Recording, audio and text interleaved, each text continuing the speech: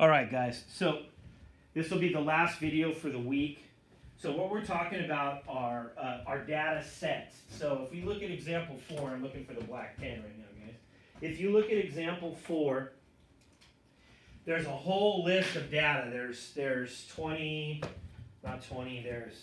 There's 22 data points on example 4. So if you look at example 4 on page P27, it talks about all of the data set for the 22 students, how much time they spent on the same algebra assignment. So what they did is they got all the 22 and they just plugged them into some sort of calculator.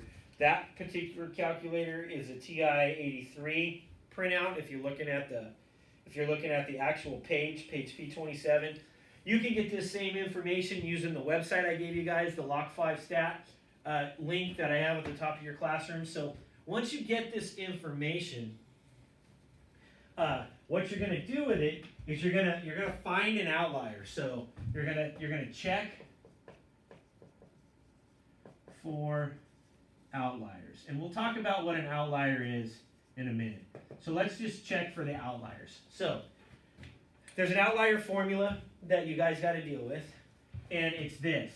So it is Q1 minus the IQR times 1.5. And then it's Q3 plus the IQR times 1.5. Okay? And this will be what's called like a lower boundary for outliers. And this will be an upper boundary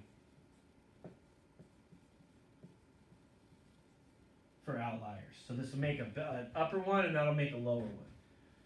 So what we do is we just take our information here and we plug it into this equation. So we're going to get Q1, which is 15.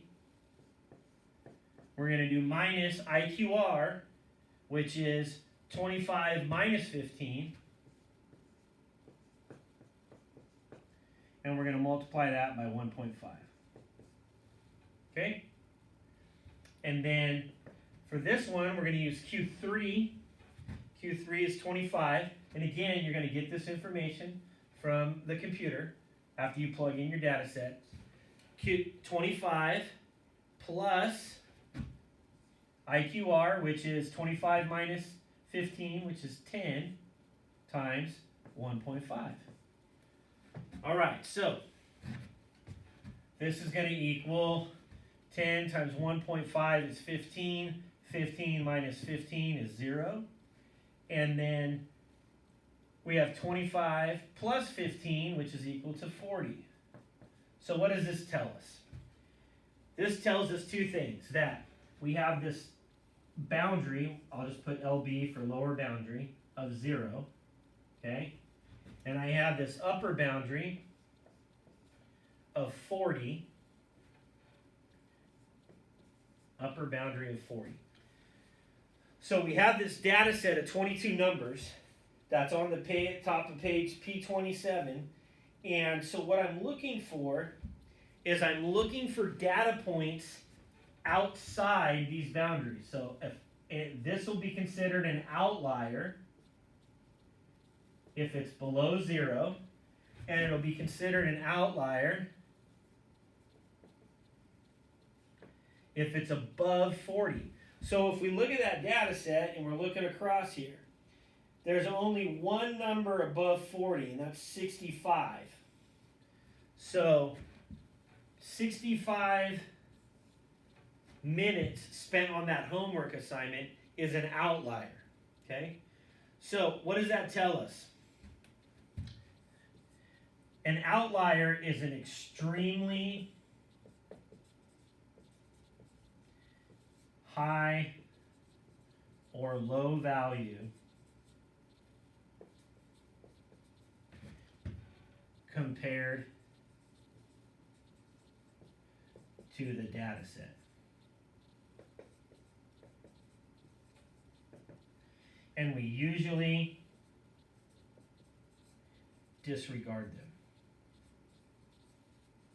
Oops. okay? And we usually disregard them. So what we're saying is like we've got all these numbers between 0 and 40, but there's one that is so far out there we don't even count it anymore.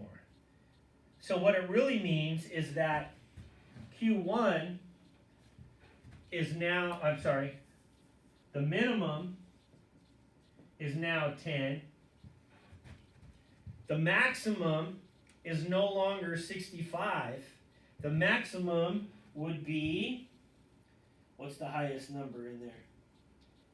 The maximum is now 35.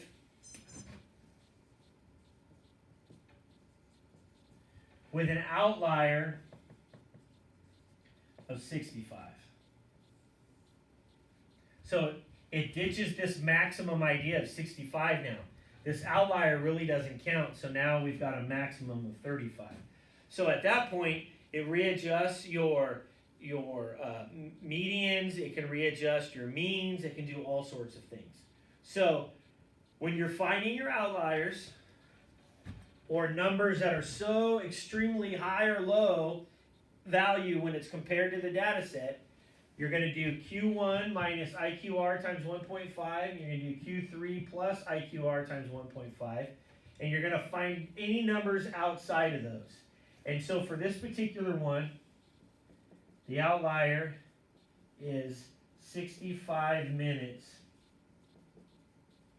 spent on algebra assignment.